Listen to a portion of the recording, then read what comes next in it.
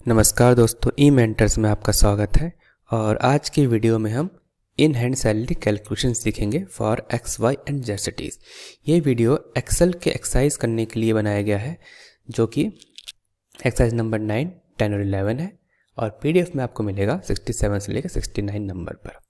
ये जितनी भी एक्सरसाइज है, this is not related to CPT, so you can leave this video. परंतु मैं आपसे कहना चाहूँगा कि अगर आपको सैलरी कैलकुलेशन के बारे में जानना है तो आप इस वीडियो में बने रह सकते हैं, ठीक है। क्योंकि आप जॉब में जा रहे हैं तो सैलरी कैलकुलेट करना आपको आना चाहिए। तो आइए फिर से हम सैलरी स्लिप खोलते हैं। आपने लास्ट वीडियो में देखा था कि ग्रॉस सैलरी कैसे कैलकुलेट करते हैं। यहाँ पे ग्रॉस सैलरी हो गई। इन हैंड सैलरी आपकी यहाँ पे देखिए नेट पे के रूप में इन हैंड सैलरी हो गई 61,558, ठीक है। एक बार पीडीएफ खोल के देख लेते हैं कितनी वैल्यू दिखाता है। 4600 ग्रेड पे के लिए, 600 ग्रेड पे के लिए है 61,558, ठीक है। तो जो हमारी फोटो में है वैल्यू और जो पीडीएफ में दोनों सेम है, तो उसको मतलब आपको कैलकुलेट करना आ जाएगा, है ना। ठीक है, अब आगे बढ़ते हैं और कैलकुलेट करते हैं। देख, कैलकुलेट करने के लिए जो ये पीडीएफ में जितनी वैल्यूज़ है वाइट में, वो आप खुद ब खुद टाइप कर सकते हो। सिर्फ जो शेडेड एरिया है वो मुझे कैलकुलेट करना है, ओके। तो इसलिए मैंने पहले से ही टाइप कर रखा है ताकि आपका समय बचे और मेरा भी समय बचे। क्योंकि सीपीटी वाला एक्सरसाइज नहीं है तो इतना समझाने की ज़रूरत नहीं है। आपको टाइप वगैरह करना आता है तो आप टाइप कर लीजिए। ये सब चीज़ें आपको पता है। बेसिक पे आपने लास्ट वीडियो में किया था, टीए भी आपने लास्ट वीडियो में किया था, और ग्रॉस सैलरी कैलकुलेट भी आपने लास्ट वीडियो में किया था। आपको सब कुछ आता है तो आप यहाँ तक कैलकुलेट कर सकते हैं। तो आप एक बार कैलकुलेट करिए।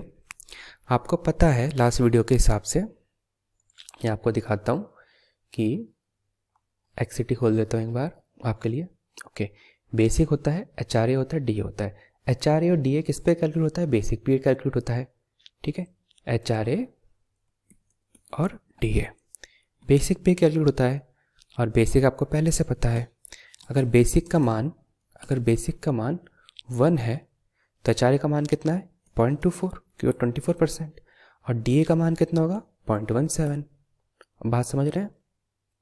ठीक है। और इन तीनों को जोड़ोगे कितना हो जाएगा? 1.41, ठीक है।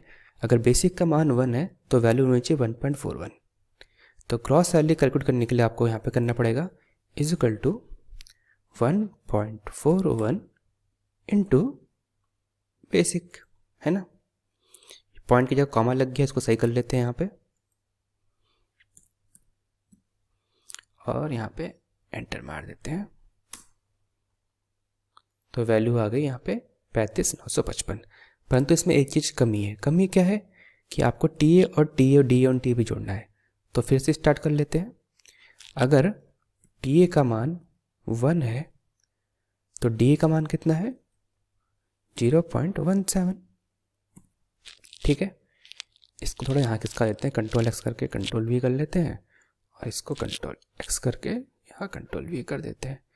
उसके यहाँ किसका, अगर टी का मान 1 है तो डी का मान 1.17, और इन सबको जोड़ देंगे तो 1.17।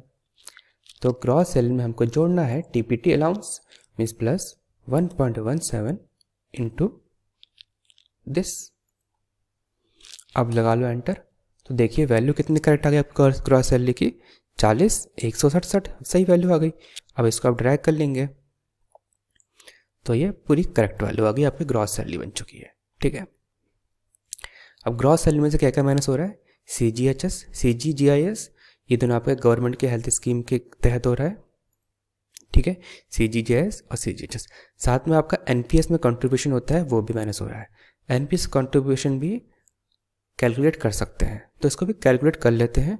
इसको भी शेडेड एरिया में करना चाहिए था, तो मैं क्योंकि मैं ट्राई कर रहा हूँ तो इसको मैं शेडेड एरिया में कर देता हूँ। देखिए मैंने जो वैल्यू लिख रखी है सारी सारी कैलकुलेटेड है, ठीक है।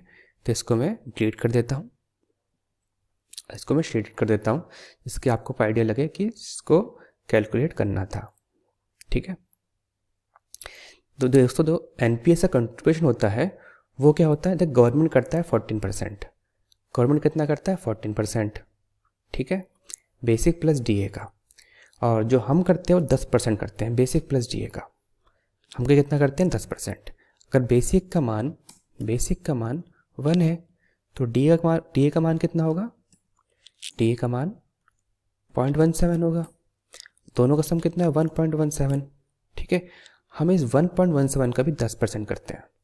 ठीक है, तो कैलकुलेट करते हैं, is equal to 10% of 1.17 into क्या, बेसिक पे, इंटू बेसिक। तो वैल्यू निकल गई 2984। ये कुछ गड़बड़ी है या नहीं है आप देख सकते हैं, यहाँ पे 67 पे जाइए, 2984। ठीक है, अब इसको आप ड्रैग कर लेंगे और आपका ये निकल गया क्या, एनपीएस का कंट्रीब्यूशन। और आपका इन एंड सैलरी कितनी हो जाएगी, is equal to this minus bracket में दिस प्लस दिस। ये 3 बार प्लस करना आपको अच्छा लग रहा है, नहीं लग रहा?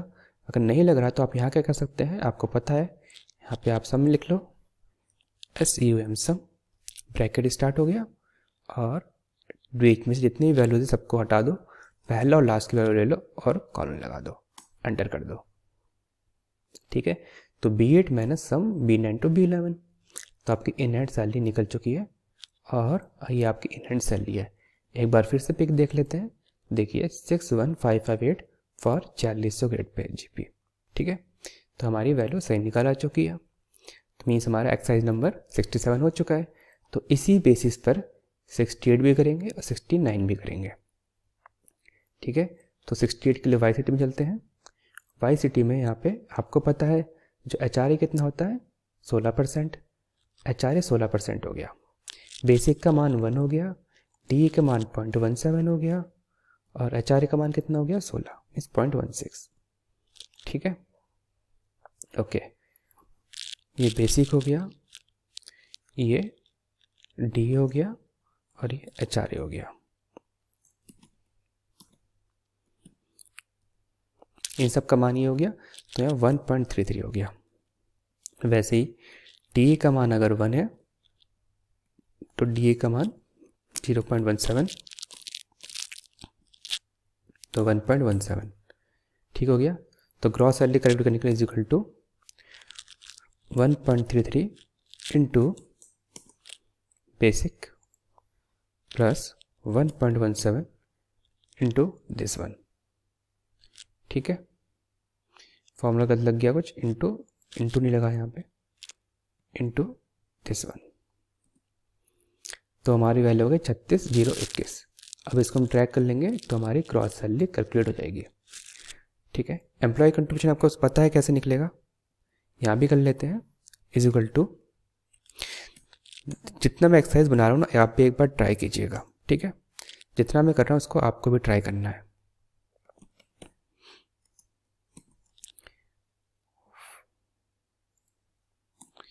ठीक है, ये आपका एम्प्लॉय कंट्रीब्यूशन हो गया और इन हैंड सैलरी हो गई is equal to this minus sum, और इन तीनों को ड्रैग कर दो और एंटर, और इसको ड्रैग कर दो। लास्ट वाला एक्सरसाइज आप खुद ब खुद कर लेंगे, उम्मीद तो यही है, परंतु मैं ही कर देता हूँ। 10 मिनट में ये वीडियो कंप्लीट हो जाएगी मेरे हिसाब से, 10 नहीं तो 11-12 मान लेते हैं, ज़्यादा टाइम लगेगा। इज इक्वल टू 1 पॉइंट, अब बताइए कितना आएगा। जेड सिटी में HRA होता है 8% और बेसिक 17, सॉरी बेसिक बोल रहा हूँ, DA 17, HRA 8, 17 8 25 means 1.25 into basic plus 1.17 into DA, enter. ये आपकी वैल्यू निकल गई जेड सिटी में सैलरी ऑफ 2400 ग्रेड पे। आप चाहो तो यहाँ भी चेक कर सकते हो और ये वैल्यू एकदम करेक्ट है। अब इसको ड्रैग कर लो और जेड सिटी में सबकी ग्रॉस सैलरी निकाल लो। ठीक है, और एम्प्लॉय कंट्रीब्यूशन आपको निकालना आगे देखिए, सब जगह पे एम्प्लॉय कंट्रीब्यूशन सेम ही रहेगा, क्योंकि डी की जो वैल्यू है वो चेंज नहीं हो रही है। डी की वैल्यू चेंज नहीं हो रही तो सबके लिए एनपीएस में कंट्रीब्यूशन बराबर जा रहा है। तो इसको आप खुद ब खुद कैलकुलेट कर सकते हैं। ठीक है, बार बार कैलकुलेट करने की ज़रूरत नहीं है, है ना, आप खुद ब खुद कैलकुलेट कर लीजिएगा। फिर चलो आपके लिए कर ही देता हूँ। इन सबको हटा दो, इसको शेडेड कर दो और इज इक्वल टू 10% मीन्स 0.1 ले लेता हूँ, 10% हो गया इंटू 1.17 हो गया इंटू बेसिक हो गया। ठीक है, ये आपका एम्प्लॉय कंट्रीब्यूशन हो गया एनपीएस में। ट्रैक कर दी, सारी वैल्यू आ गई। Is equal to this minus sum, इन तीनों को ड्रैग कर दो, ब्रैकेट खत्म, एंटर। तो हमारी ये वाली वैल्यू भी निकल चुकी है। तो देखा आपने, तीनों एक्सरसाइज कर लिया हमने और आपको इनलाइन सैलरी निकालनी आ चुकी होगी। इसको रिवाइज कर लेते हैं जल्दी से जल्दी। देखिए, रिवाइज करने के लिए आपको ग्रॉस सैलरी कैसे कैलकुलेट होती है एक बार फिर देख लीजिए। ग्रॉस सैलरी के लिए बेसिक पे होता है एचआरए होता है डी होता है। ठीक है, एक्ससीटी में है तो एक्ससीटी में ही देख लेते हैं। बेसिक पे एचआरए डी है तो 24 और 17 41 हो गया। ठीक है, 24 17 41, तो फॉर्मूले में 1.41 लिख दिया इनटू बेसिक पे, तो हमारा ये वैल्यू निकल गई। प्लस क्या होता है, T A plus D on T है, तो टी ए हो गया 1, टी ऑन टी हो गया 0.17, तो 1.17 इंटू टी ए मीन्स हमारी ये वैल्यू आ गई। ठीक है, तो हमारी ग्रॉस सैलरी आ गई यहाँ पर और हमने ग्रॉस सैलरी निकाल दी। तो हमें इनहैंड सैलरी निकालने के लिए इन तीन चीज़ों को माइनस करना था, जो कि हमने इसमें से इन तीनों को माइनस कर दिया तो हमारी वैल्यू आ गई। तो हमारा इनहैंड सैलरी निकल गया अगर टैक्स 0 है तो। ठीक है, तो ग्रॉस सैलरी हो गया, इनहैंड सैलरी हो गया है। अब जो नेक्स्ट एक्सरसाइजेज है वो है, एक बार देख लेते हैं जो कि नेक्स्ट वीडियो में होगा, tax calculation with cess in एक्ससिटी। फॉर एक्ससिटी के लिए टैक्स कैलकुलेट करेंगे कितना आ सकता है। ठीक है, और उसमें 2-3 चीज़ें हमने मानी हुई है कि जो आपकी सेविंग है वो 2 लाख है, saving plus ST means standard deduction 2 lakh है। ये हमारा न्यू टैक्स रेजिम के हिसाब से, ओल्ड टैक्स रेजिम के हिसाब से है। ठीक है, तो यहाँ से स्टार्ट करेंगे। जो ये एक्सरसाइज नंबर 70 थोड़ा टफ है। ठीक है, 70, 71 and 72 are the toughest exercises of this PDF. फिर से बोल रहा हूँ, सबसे खतरनाक एक्सरसाइज है 70, 71, 72। अगर आपने इसको कर लिया मीन्स आपने पीडीएफ में लगभग सब कुछ कर लिया। ठीक है, कोई भी एक्सरसाइज आपके लिए टफ नहीं लगेगी फिर आपको, क्योंकि सबसे टफ यही एक्सरसाइज है। ठीक, तो उम्मीद है कि आपको सब कुछ समझ में आ गया होगा। इसी उम्मीद के साथ बाय दोस्तों and have a nice day.